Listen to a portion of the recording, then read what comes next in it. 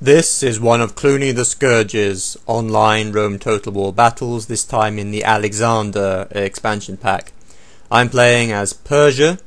I've taken 6 units of Macedonian archers, who have beards like demented hillbillies, and I've deployed them on loose formation in front of my battle line. These are Cardakes. I've taken 4 of those. Those are medium spearmen. Beside them are 2 units of these immortals, that's superior spearmen. A unit of Phrygian mercenaries, axemen, tough barbarian unit.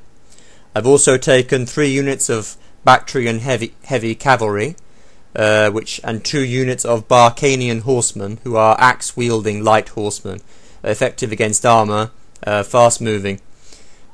And finally 2 units of Scythian mounted archers positioned on my left. Persia is a force which has a great deal of variety and diversity in its units. I've got archers, spearmen, light cavalry, heavy cavalry, and barbarian elite troops. My opponent, Sparabara, is playing as Macedon, and he's taken 3 units of companion cavalry and 1 of Alexander's personal bodyguard. Alexander's personal bodyguard is a very powerful cavalry unit, double hit points, double size.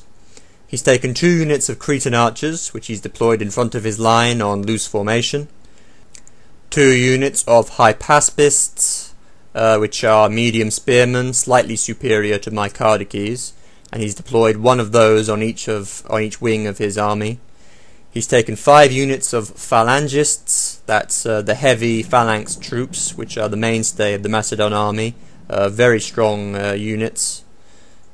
And as the battle began, as you can see, I sent my horse archers way out on the left to distract and harass the enemy, and he reacted just as I wanted him to by sending his archers out to meet them. They came within range of my Macedonian archers briefly, and I inflicted some heavy casualties on 1 of the Cretan archer units. Cretan archers are superior in quality to Macedonian archers, but he only took 2 while I have 6, so in any missile duel I'm certainly going to win. Now my horse archers are well out of range, hiding in the woods. They aren't doing anything, but by their mere presence they're occupying and holding the attention of the enemy commander. His archers now aren't doing anything. Now his phalangists approach at a walking pace, confusingly. Since he doesn't have the missile troops to meet me in a duel, he really needs to run them in, out of phalanx formation, and then tap the F key just as they close with my infantry, and so engage me with the front wall of his phalanxes to best effect. He now sends 2 units of companions and his Alexander's bodyguard to threaten my archers on my right. I respond by pulling my cavalry away so that they don't get mobbed and destroyed by his superior numbers. I send a unit of spearmen to meet them, and I bring my other cavalry, my heavy cavalry and my light cavalry, swinging over from the left to try to trap him, but they pull out in time. Now by itself, as a move to dislocate my formation and confuse and disorient me, that move against my right with his cavalry wasn't too bad. However, he blunders pretty soon. As you can see, my horse archers there are far out in the woods. They come briefly under fire from the Cretan archers, but he's pulled his cavalry guard well out of reach of his Cretans in response to the movements I was making over on my right to meet his cavalry charge, and consequently his Cretan archers are now completely exposed, and I charge my horse archers in to destroy them. He really needed either to have more archers to match me with his missiles, or to have no archers at all and concentrate on rush tactics. 2 archers was just a waste of denarii, really. Now here's that blunder I mentioned. He promptly brings his cavalry swinging back to try again, charges right into my spearmen, who I had repositioned to meet against such a move, becomes bogged down with those spearmen, though they are just Cardakes, medium spearmen, nothing special, and he quickly makes them rout by overwhelming numbers. They still inflict some casualties by the mere fact that they are spearmen being charged by cavalry. And in that position I'm able to bring my cavalry to bear against him. I envelop and mob him there, and he becomes quite helpless at my hands. Now, as you can see, here's the main phalangist advance still taking place, still at a walking pace. He desperately needs to have them running to catch up with his cavalry and so be able to support them in the cavalry engagement on the right.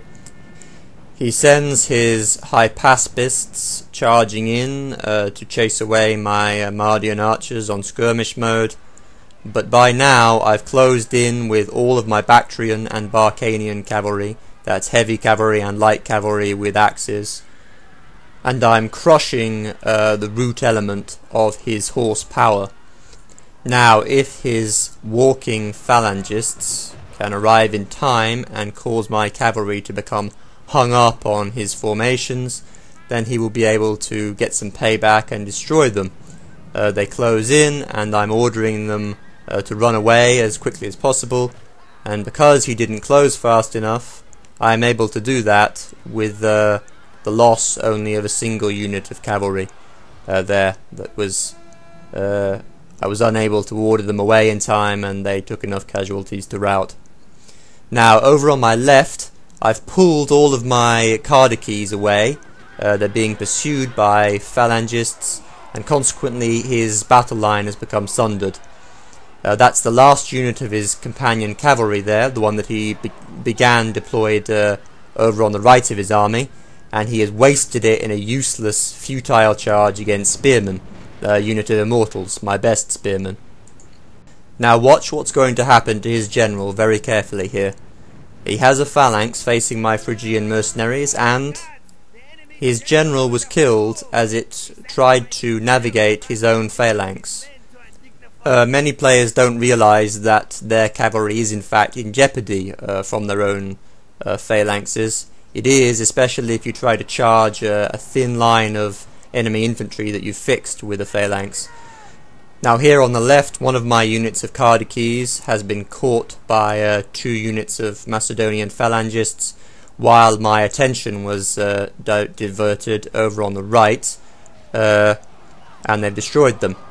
Those hypaspists have been caught in the woods there by 2 units, one of Mardian archers and one of Cardaces. Enveloped as they are, they're going to be destroyed. And now all the time I'm pulling all of my cavalry away from those phalangists as best as I possibly can. I need to keep them at a distance and then strike at soft points at times of my choosing, such as to finish off those hypaspists I just mentioned right here. So the enemy has won the left, but I've won the right, and since my opponent now has no cavalry or missile troops, while I have horse archers and 6 units of Mardian archers, I can now drown him in missiles at will. He has, 4 or 5 units of phalangists left, and he can't do anything with them.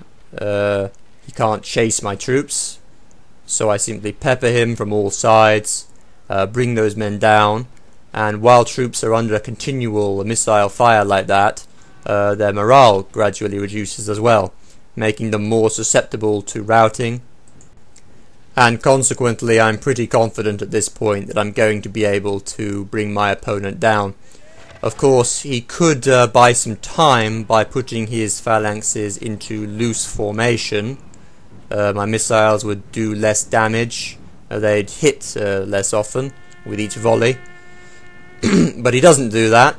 I think it would be pretty useless anyway in the long run, as his phalanxes, which have been under constant missile fire, and since their general is dead, the moment they meet my infantry there, they break.